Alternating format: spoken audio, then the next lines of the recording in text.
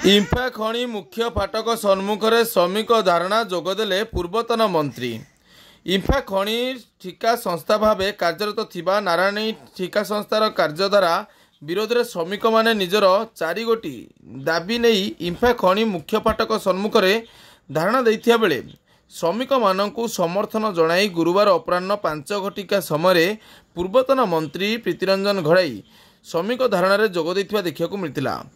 ଇମ୍ଫା ଖଣି ଠିକା ସଂସ୍ଥା ନାରାୟଣୀ କମ୍ପାନୀ ପାଖରେ ଯେଉଁ ଶ୍ରମିକମାନେ ଦୀର୍ଘ 8 ବର୍ଷରୁ ଊର୍ଦ୍ଧ୍ୱ କାର୍ଯ୍ୟରତ ଅଛନ୍ତି ସେମାନଙ୍କର ଦରମା ବୃଦ୍ଧି, ମେଡିକାଲ ସୁବିଧା ଆଦି ଯୋଗାଇଦେବା ଦାବି ରହିଥିବା ବେଳେ ସେହିପରି ଶ୍ରମିକମାନେ ଦୀର୍ଘ ବର୍ଷ କାର୍ଯ୍ୟ କରିବା ପରେ ଅନସ୍କିଲ୍ରୁ ସ୍କିଲ୍, ସ୍କିଲ୍ରୁ ସେମି ସ୍କିଲ୍ରୁ ହାଇ ସ୍କିଲ୍ କରିବା ଏବଂ 1 ବର୍ଷରୁ ଊର୍ଦ୍ଧ୍ୱ ଯେଉଁମାନେ 27 ଗୋଟି ଛୁଟି ଦେଉଛନ୍ତି कंपानी ता बदल 46 गोटी छुट्टी देवाई श्रमिक दाबी कर धारणार बसिथिबा बेले सेमानकु समर्थन जणाई आज अपराह्न समय पूर्वतन मंत्री प्रीतिरंजन घड़ाई श्रमिक धारणार जोग देथिबा देखिବାକୁ मिलिथिला।